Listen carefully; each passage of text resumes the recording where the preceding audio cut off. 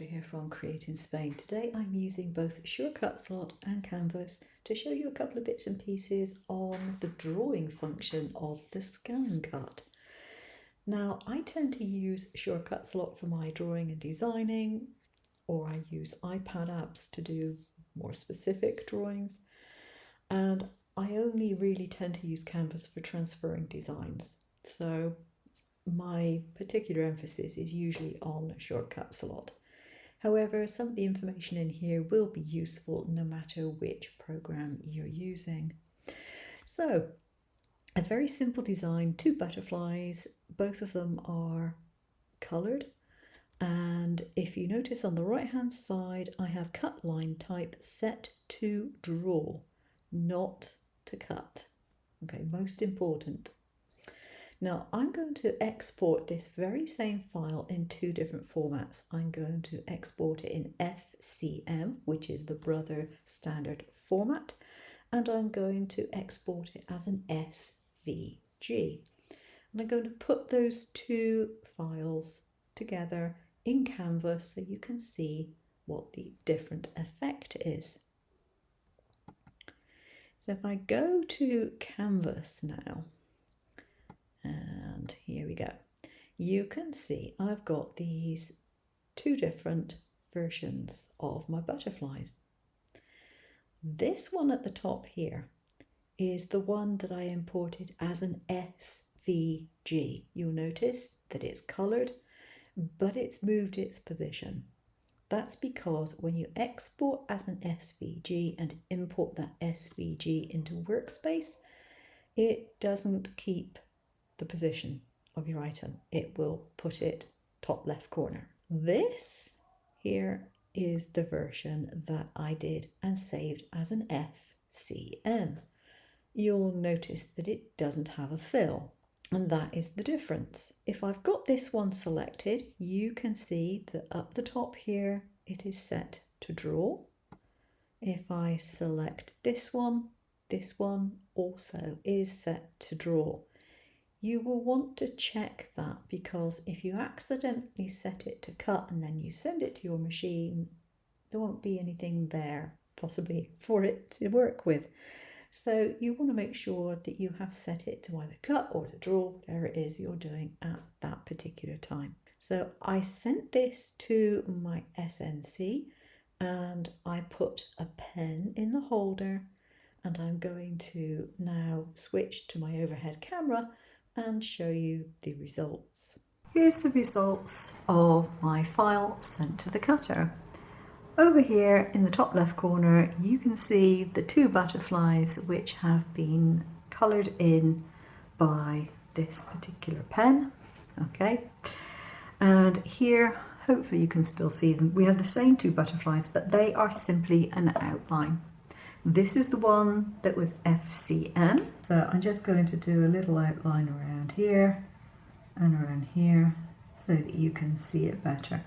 So this is the result of the FCM, and this the SVG. This is the FCM file, this is the SVG file. They were both treated in exactly the same way. If I wanted this to fill in, I would need to go to the relevant edit page on my machine and select fill, and then select a fill style to fill it with.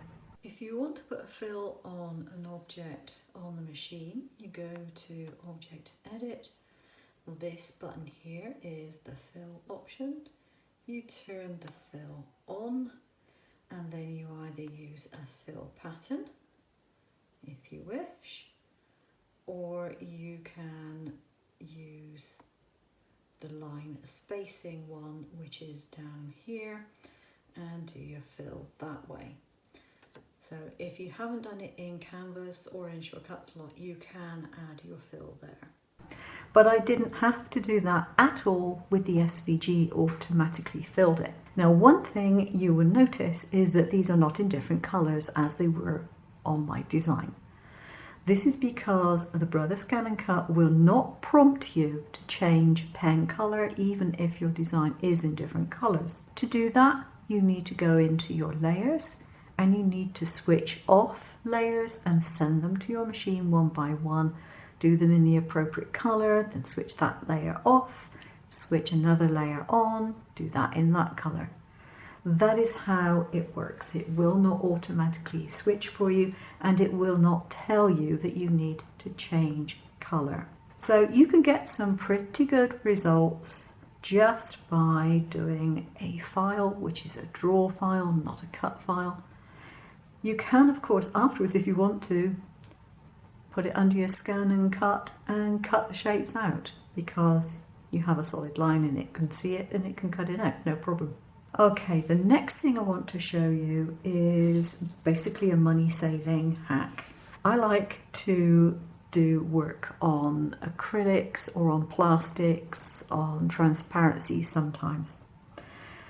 The problem with that is that you need alcohol markers really to go into your machine in order to do those kind of designs on plastics and acrylic. Or do you? Interesting, isn't it? Now, these marks here were done with a specific type of marker that I combine locally, and they're metallic ones, but they are able to dry on plastic surfaces and they will give a pretty good result. And then we have this design here, which you would be forgiven was drawn or coloured in because I just went over the plastic. I've etched this and just went over the plastic afterwards with the marker. You would be forgiven for thinking that that was done with an alcohol marker. No, it wasn't. Now, the reason I wanted to test my theory out, and I'll tell you what the theory is in a second, is because I have lots of alcohol markers, but they are way too big. They are the wrong size, the wrong shape to put in my brother's ScanNCut. And locally, it's not so easy for me to find markers to go in it that are alcohol based, permanent markers. Some, not too many. But I have loads and loads of pens of different sorts. Now, one thing you may not be aware of, and I've got a couple here. There's 2 pens here. Now, these are Sakura pens. They're jelly rolls, basically. This one is a souffle type, and this is a glaze. Both of these will work on plastics. They are designed to work on plastics, so they will work quite happily. And these pens fit in the smaller one of the Brother ScanNCut holders. They won't work in the bigger one because they are too small barrel. But if you have the small barrel holder, these will work. And Sakura do so many different sorts of pens. They do everything from metallics to fluorescent to sparklies. So you can get lots of different pens that will work on plastics. Another type of pen that I frequently use for plastics is this sort of thing, which is a CD marker. I have these permanent markers, which I'm always using, the black one. I've got Lumo Color by Staedtler, and this is a permanent marker, so that works on plastics. And these are the ones that I found, which I didn't realise would work on plastics until I actually tried them. And these are the ones that are making these darker, more sort of sparkly marks there. So these are quite good, and these will fit in, it's the bigger one. So this is the standard holder, and that will hold this one, but it won't go in the smaller one. So the other thing that I wanted to try and see whether I could use any of my other pens on plastics. I have this one. Now, this is a cheap, super washable Carioca double-ended marker, water-based, and under normal circumstances you cannot use it on plastic because it beads up. So I thought, I just wonder if there's a way round that. And what I did was I actually added some alcohol, the normal isopropyl alcohol, and I got a little syringe and I put it in there. That wasn't very successful. So what I did in the end was I just pulled the nib out, put some in and put the nib back. And this is what I have used to colour onto this piece of plastic. And yeah, what's that side I did it on? It didn't bead up and it works just fine. So my tip is, if you have some old, dried up children's water-based felt tips and they haven't been used to the extent that all the colour is likely to have disappeared, put some alcohol in it, because the chances are there's plenty of colour in there still, it's just dried out.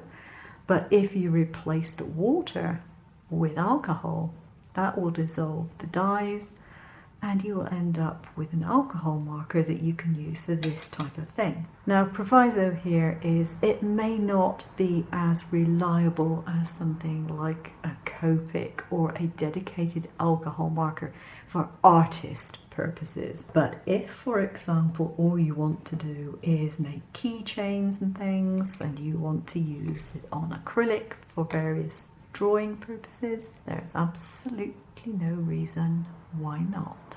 If you've got some pens like this that you are despairing of and that you're on the verge of throwing out, do not throw them out. What you will do is get yourself a supply of bottles like this. They're eyedropper bottles.